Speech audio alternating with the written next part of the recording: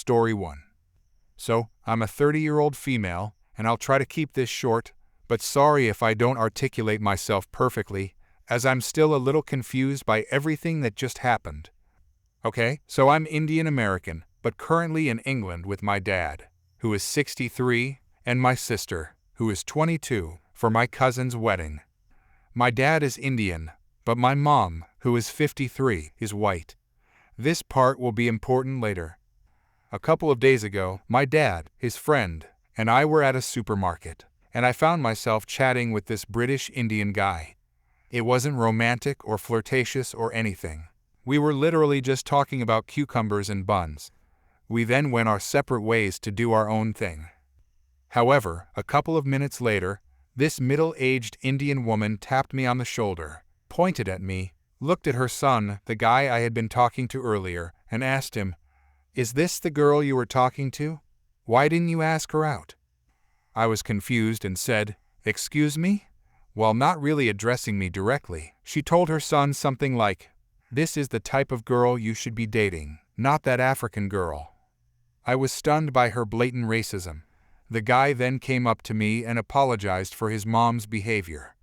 He started explaining that he was dealing with some family drama because his parents don't approve of the girl he's dating.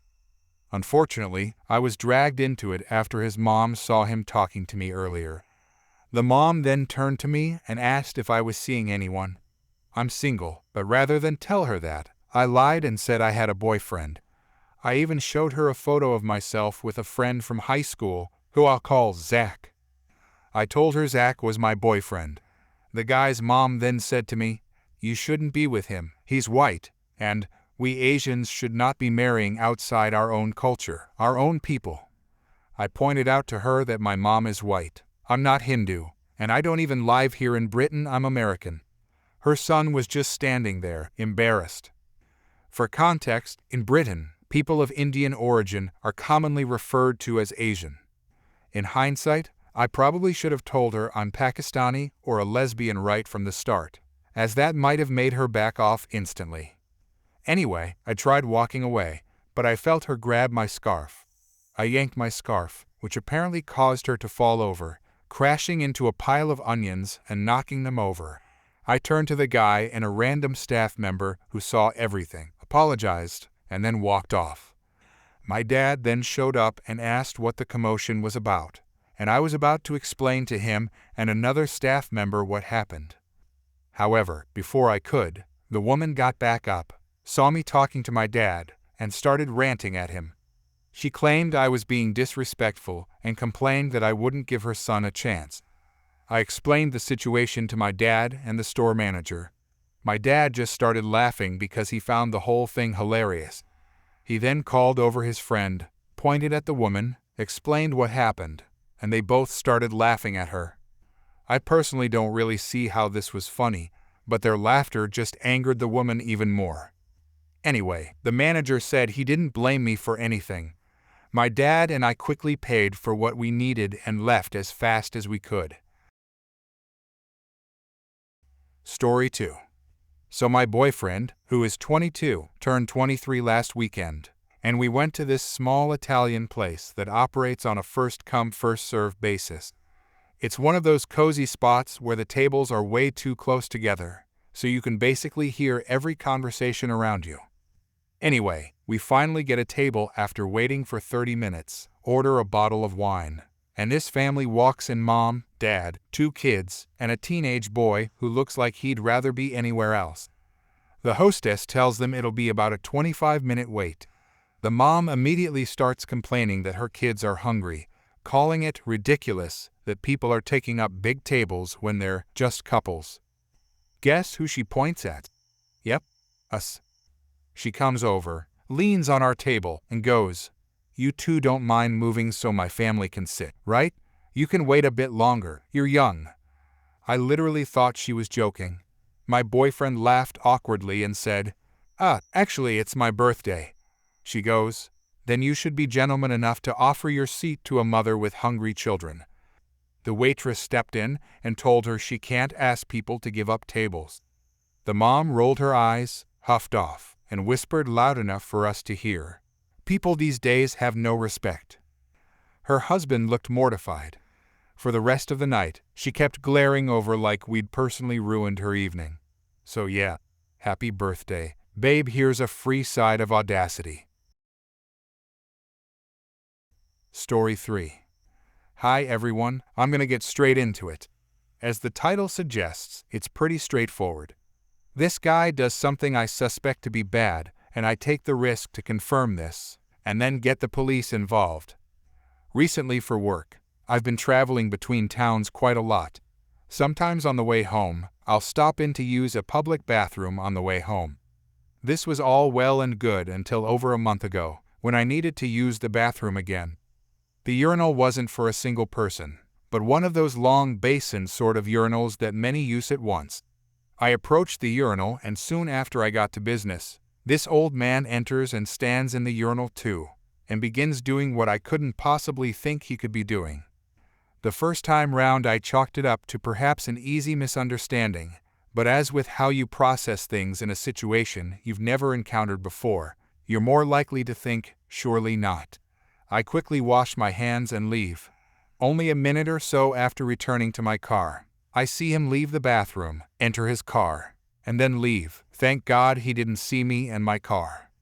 The bathroom is basically like this: equals for walking area, W walls, S for bathroom stalls. The U's are one single long urinal, B for basin, E for exit. This man would stand at the far end of the urinal, so that when you're washing your hands you had to be right behind him as he did the nasty. The second time I visited this place, a few weeks later, I went and used the stall for good measure. But surely he wouldn't be here again, on a random different day, right? Well, sure enough, I leave the stall, only to find him there, right beside the basin, facing the urinal doing his thing. This time I swiftly wash my hands and get the heck out of there. Both of these times I remained completely calm and didn't change my attitude or demeanor, other than wanting to get the heck out of there both times. Making matters worse, these toilets are right beside a playground, and there are heaps of children. It's actually a lake park, and I realized that seeing this guy on 2 very random occasions could suggest he does this very often, and that I'm not the only person to have had to deal with this. It's always the third time, right? 3 strikes and you're out? Well, it was a risky thing to do perhaps, and also maybe not the smartest, but I am still glad I did this. It got results. Another couple weeks later, I pulled over to make a phone call. I remembered his car, and I saw it there. This time, I didn't need to use the bathroom, but I decided to spring a trap. I really wanted to report this guy, but part of me didn't want to be wrong, and I initially had my reservations. Given this happened 2 times, on 2 random days quite far apart, I mustn't have been the only person to have to deal with this, unfortunately. I left my car and approached the bathroom, and I saw him sort of pacing around in the parking lot. He turned his head to look at me and did nothing, but unbeknownst to him, since I didn't move my head in his direction, and I was wearing shades, I noticed this. If he acts, now I know he has done it with intent. I walked into a stall, counted to about 7, and then flushed. I was nervous, because despite being relatively fit, sizing him up and figuring I could take him on if things got ugly, when I shut that door I wouldn't know where he'd be in the bathroom or what his intention may be. I wanted to get it over with fast, but still give him time to enter. As I came out from the stall, sure enough he was doing his thing. I washed my hands, just like every other time, and left. While washing my hands, he cocked his head back a little and was watching me the whole time. Creepy jerk. As I walked into the parking lot, I looked back and checked he was still in the bathroom, and snapped some pictures of his car. Once I got back to my car, I made another phone call, the police, to report his actions. About 2 minutes into the call, while I'm on hold, I see him enter the car and drive off just like last time. Perfect, that is his car I took a photo of, and I've got a lead for the cops to follow up on. They sent a call out to dispatch, and within minutes I already saw a cop car driving past. Could be coincidence, I like to think not. Much later that night a cop phoned me, telling me they had paid him a visit, and they confirmed he was certainly a suspicious character. The cops told him if they received any further reports, he would be, can't remember how she phrased it, stand ineligible for prosecution, or something along those lines. I contacted a well-known community page for the area who made a post calling for people to speak up if they've noticed anything suspicious in the area, no names, keeping it vague. Soon after, people were talking all about similar encounters and situations like mine. From what I understood, more people were stepping forward to make reports, which led the cops to arrest him later. Story 4. Backstory. This all took place over 40 years ago, while my dad was in high school. The first thing you should know is that my dad had to move around a lot. He changed schools almost every year. Over 9 years from grade school through the end of high school, he had attended 9 schools, lived in 5 countries, and experienced life on 3 different continents. Because of this constant moving, my dad was always the new kid, which made him a target for bullying. And this wasn't just teasing or minor harassment, he was often physically attacked. He was usually confronted by gangs of kids, 3 or more at a time, not just one-on-one fights. So my dad had to learn how to protect himself. Because he moved around too much to commit to martial arts classes, he developed a different method. He made himself incredibly strong. He would punch hard objects to toughen his fists. He once told me that while living in Jamaica, he spent half an hour every day after school punching a copper or brass bell. He couldn't remember which inside a building near his home. The result? My dad can punch through walls. I've seen it happen myself. The story. One year in high school, while my dad was in England, there was a boy named Jack in his mechanical workshop class who constantly bullied him. Jack would call my dad racial slurs, spread rumors about him, trip him, push him, taunt him, and generally be a huge nuisance. Whenever my dad tried to defend himself, the workshop teacher, Mr. Work, would scold him and tell him to stop bullying Jack. There was one day when Jack shouted an extremely offensive racial slur at the top of his lungs so the whole class could hear. When my dad threatened to punch Jack, Mr. Work intervened and gave my dad detention for threatening Jack for no reason. This pattern continued throughout the entire year.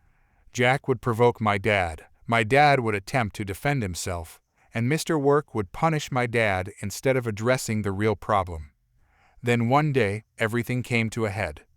It was the end of the year, the day before final projects were due. My dad was using one of the saws to finish his project, which would take the rest of the class period. Jack also needed the saw, but my dad had gotten there first, meaning Jack wouldn't have enough time to finish. The workshop had an unofficial, first come, first served rule, so Jack was out of luck. To be fair, this was Jack's own fault. He had been slacking for the entire 2-week period given to finish the assignment, and had left everything to the last minute. Instead of scrambling to complete a last-minute project, Jack decided my dad had no right to use the saw. He pushed my dad out of the way and threw my dad's project on the ground. When my dad pushed him back and asked what he was doing, Jack got angry, likely because my dad retaliated and punched him in the face. It's important to note that this was the first time all year that Mr. Work didn't intervene to protect Jack. My dad suspects that Mr. Work wanted to see what would happen if Jack actually fought back, as he just sat at his desk watching with a smirk. My dad stumbled back from the punch, and that's when he snapped. Jack was not a skilled fighter and telegraphed his next move. My dad didn't give him the chance. He unleashed years of pent-up anger and delivered an uppercut worthy of a professional boxing match. Jack went flying backward, literally about 4 or 5 feet, landing in a pile of scrap metal. He was knocked unconscious and received a large crescent-shaped scar on his right cheek. It required somewhere between 6 to 12 stitches and left him permanently marked. As for Mr. Work, the look on his face was priceless. He had assumed my dad would get beaten, but the result was the opposite. Jack ended up scarred for life.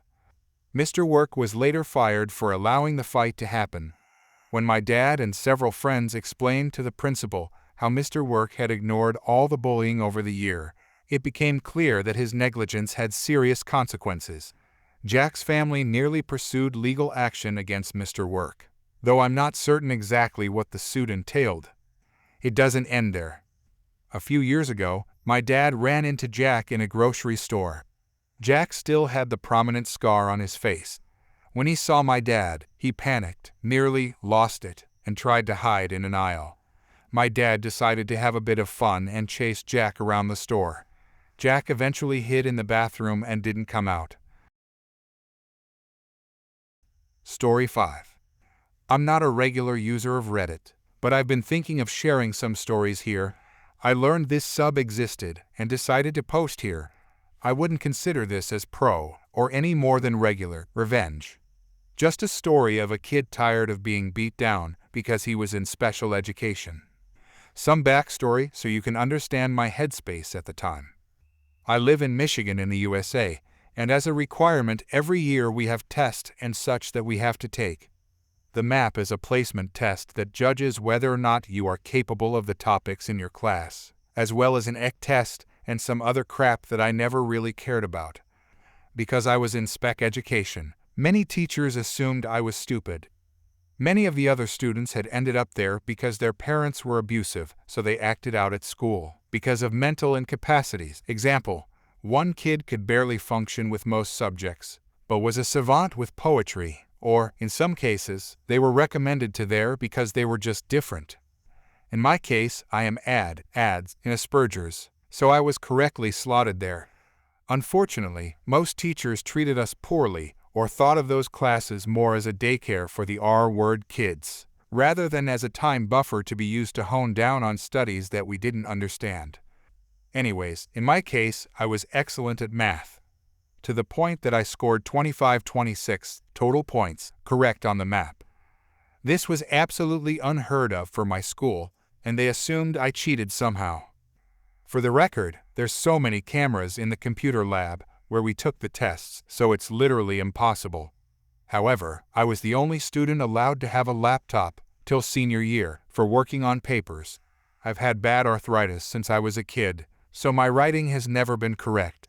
Typing just made it easy, so they assumed I had cheated somehow with a laptop that I didn't have on me, and made me retake the test about 4 times that day. And I missed 2 test exams and classes that were more important than their superiority complexes. There were other events where teachers would try to pin me as stupid, and I'd flip that expectation a full 180, and then I'd be reprimanded. But this attitude was through all the schools, and as such went to the surrounding students as well. This is all relevant, to a point.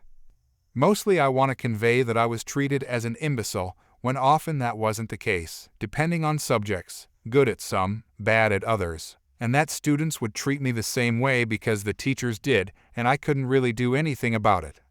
So today's story involves a jerk named Chris. Because of my position in the school, Chris would use this as a reason to try and steal my stuff, sometimes getting away with it, shove me around, pull chairs out from under me, etc. And this went on from grades 4-11. Eventually, in grade 7 or 8 at the local roller rink, he'd try to attack me there, and often I'd hear his friends talk about what he wanted to do to screw with me. At one point in high school, grade 9, he stole my brand new laptop. My family had never been rich or anything, at least immediate family like my parents. Grandparents were. That's another story. So a new laptop was a Pentium M business laptop from 2003. Chris stole it, and one day I had seen him heralding it as his. However, the BIOS was locked, as was Windows XP, so he could never get into it in the first place.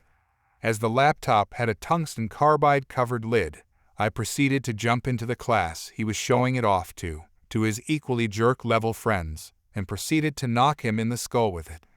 I had figured out he stole it earlier in the week, reported it, and nothing was ever even done because, again, the teachers were complacent about me, so I took it into my own hands. The teacher was out of the room, and as far as I know, Chris never reported it. Likely because then the school would have actually done something about him and his already troublesome behavior. I hope he got a concussion. This all led up to 11th grade. Chris and his gang, the Carhartt kids, legit just wore Carhartt jackets, so made up a gang, decided they would try to make an example of me one winter morning when I was trying to get into the school to do an exam early so I could get as ahead in a class as I could. They thought they could steal my stuff or beat me up, but that morning I had had a bad experience at home, and the night previously I had been up till 1 a.m., unheard of for me at the time, studying, so I was pretty tired. I tried to walk around them, but they blocked the entrance. One person tried to grab my bag, another my books, and I decided at that point that I had had enough.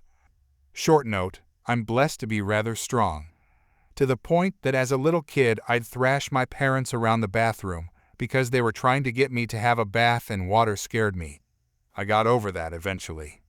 So instead of bothering with the idiots stealing my stuff and trying to shove me down the 40-60 foot tall hill in the ice, I kicked Chris in the nuts, something he didn't consider, grabbed him by the shoulder, and slammed him face first into a freshly made snowdrift.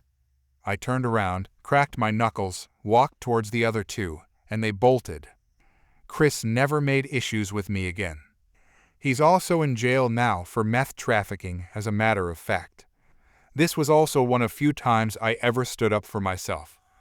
As another fun side story, a week or two later one of Chris's cronies decided he'd try to beat me up in the freshman hall.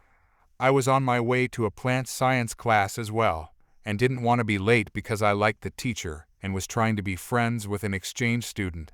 So, we'll call him N, shoved me into a locker and pulled back for a punch. Skyrim was announced, or was released. 2011-2012, someone help me, I don't remember. So the whole Fooz Roda thing popped into my head, and I proceeded to shout "screw you" as loud as I could. I live on a farm. Bellowing is basic communication when you're half across the property, and before he could touch me he fell on his butt and was mortified. Take that, jerk. Hope you enjoyed the read. I hate remembering those times, but hopefully if someone reads this and is in my position in that same class time, high school, maybe this will inspire you to take similar actions, or at least be creative and defend yourself. Story 6. This post will contain ableism, so please be aware of that if it'll trigger bad memories. Secondly, and most importantly, teachers. I give teachers the benefit of the doubt. I understand all the unpaid overtime they have to deal with at home, as well as the unbearable politics that come with the job. I know this because I come from a family of teachers. My mother is a teacher. My father is a teacher. So are my sister and brother-in-law. My grandma used to volunteer to help out at my school and used to teach Sunday school for some of the munchkins at our church. I know what it's like to go to the dollar store to scrape up supplies for the whole class. The school won't pay for even though they're supposed to. And I understand the frustration that came from switching chalkboards to easy-to-stain whiteboards whose markers run out instantly. Teachers are people. I know this. Please don't think I'm some entitled student, because the blood of the teacher runs through my veins. So on to the story now. I have several chronic illnesses and a long list of accommodations on my 504 plan. It's a long list, but not an unreasonable one. Things like a special hall pass that means I can be 2 or 3 minutes late to class since some days my foot hurts so badly I need a cane and move very slowly, and our school is huge. Taking tests in the morning during homeroom as by the end of the day, my brain is kaput. More excused absences available than normal and extra time on homework. Simple little things. The only thing that's inconvenient for a teacher is notes. I'm unable to keep up with notes due to a combination of OCD tendencies making me get behind. And more importantly, trying to scribble everything down means my hand would go on absolute fire, and I wouldn't be able to write for the rest of the day. So, it was the teacher's responsibility to ensure that I had notes for their lecture provided for me so I could study. Anything will do. I'm not picky at all. You could even just give me a bullet list of what was in the lecture, and I'd look it up or ask the next day if something wasn't clear and be just fine. Now, usually it isn't even necessary. I'm a smart kid who was in the gifted program in elementary and middle school, so most of the time I could just learn the information in class or through the book, and it wasn't a bother. The problem is, this particular teacher, we'll call him Mr. Bent, was lazy as hell and mostly stood in the front of the classroom reading lecture notes in hard-to-follow monotone before giving us the rest of the period to work on assignments out of the book. The guy was a known creep who spent any one-on-one time with girls staring at them. and would pick on the prettiest girls in his classes the whole semester. Not enough to get him in trouble, but enough that the whole school knew it, and everyone was creeped out by him. Problems started with the lecture notes.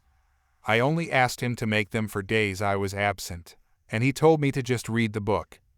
Then came the tests that covered things not in the book.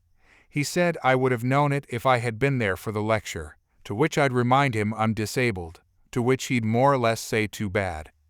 After that I demanded lecture notes again in an official capacity, and he told me to copy from a friend.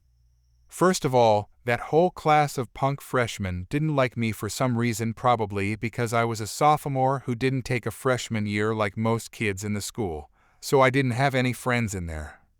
I reminded him I wasn't taking notes because I can't write, so he told me to take the notes home and do it slowly.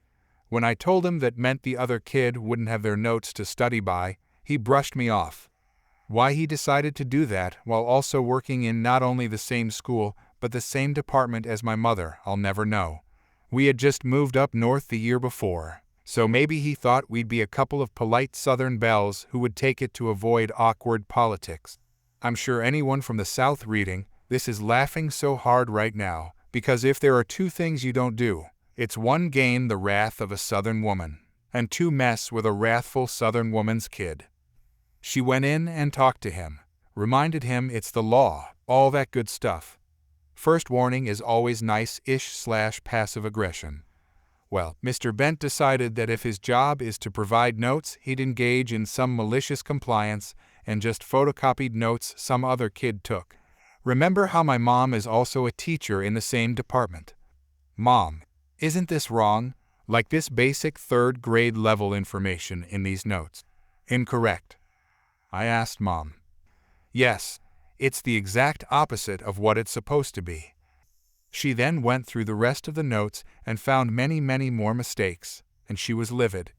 She went to talk to him again, and while I don't know what she said, Mr. Bent started giving me bare-bones bullet point notes, which is really all I wanted in the first place, and took to glaring at me regularly. Eventually, I was absent for 3 weeks due to an insanely nasty stomach flu, and after that he just stopped giving me notes, and at this point in the year, I was too sick to give a crap anymore. Soon I started missing a ton of school due to the chronic illnesses, and when I came back I'd ask for my makeup work, and Mr. Bent, unlike literally every other one of my teachers, would tell me to ask again tomorrow. So I would, and he'd tell me to ask at the end of the week. This went on for 3 weeks, and the end of the semester was coming up.